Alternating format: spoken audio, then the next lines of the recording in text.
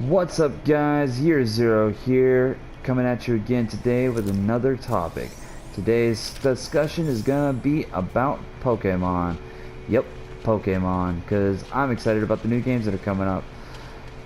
So Sun and Moon. Sun and Moon are going to be throwing in a lot of stuff that are very different than what we've seen in the past. They are going to be using these gym challenges. Well, I'm sorry, trial challenges rather than the classic traditional gym challenges.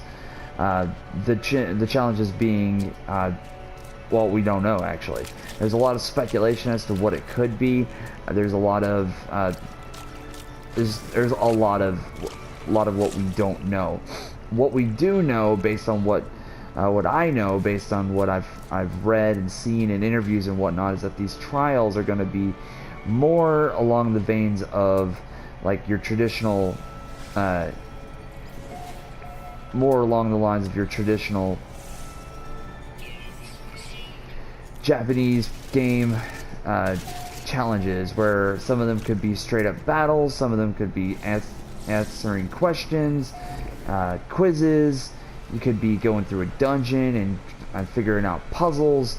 You know, just your typical RPG stuff. In a lot of ways, that's going to be the most exciting. That's the most exciting thing for me personally. I love Japanese RPGs. I love RPGs in general, and I love stories. That's the other thing, is that this game looks to be like it's going to have a major story in it. A story that is going to be, well, it's going to be very different based than what we've had before. The only game I can think of right now that had as much of an engrossing story was really Generation 3, with the two different versions having different games entirely almost. Whereas, you know, with one you had you went up against a team that wanted to expand the land, and then and that was in Ruby, and then in Sapphire you had a team that wanted to raise the seas, create more water. So both those situations were very entertaining. I myself played Sapphire originally, and then played Omega Ruby, so I got a little taste of both. But Sun and Moon, the gym challenges are going to be weird. They're going to be different. They're going to be something else. Let's just put it that way. The next thing I'd like to, of course, talk about is the Pokemon. The Pokemon themselves, some of them look really dumb. I'm going to be honest with you. Some of the new Pokemon just like look straight up out of a child's coloring book or drawing book. But in a lot of ways that works in favor for Pokemon, where the games themselves, a lot of creatures are very cartoony. They're very different. And I'm especially excited for the different forms we're going to get of some older Pokemon, which in a way this makes sense. You know, with your previous Pokemon games, all of the climates and the terrain and everything were roughly about the same, really. I mean, you had your different regions where one region, most of the regions were,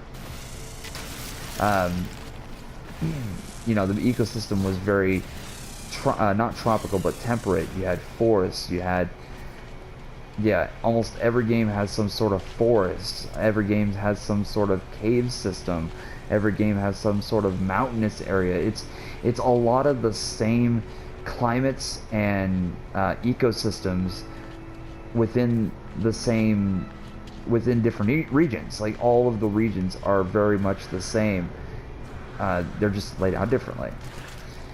But Alola is going to be tropical. It's going to have palm trees, beaches. It's probably going to have a lot of the other stuff that you would typically find in any other Pokemon game. But for the most part, it's going to be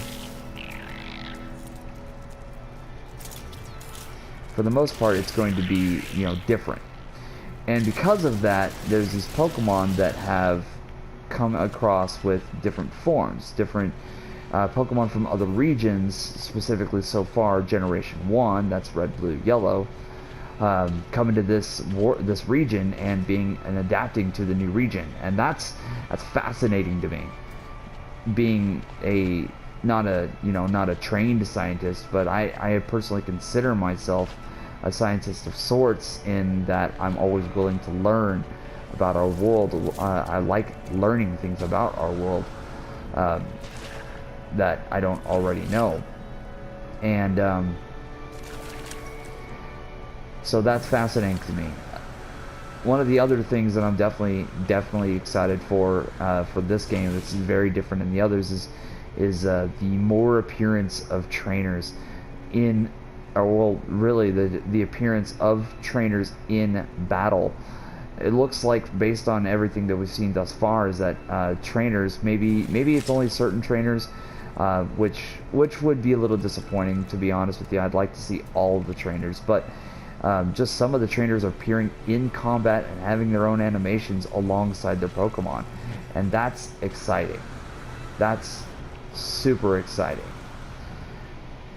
But anyway, it's going to be a great game, and being someone that's lived through Pokemon, just, yeah, it's exciting.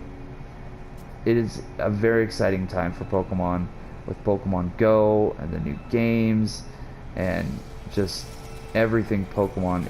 It's all kinds of exciting right now.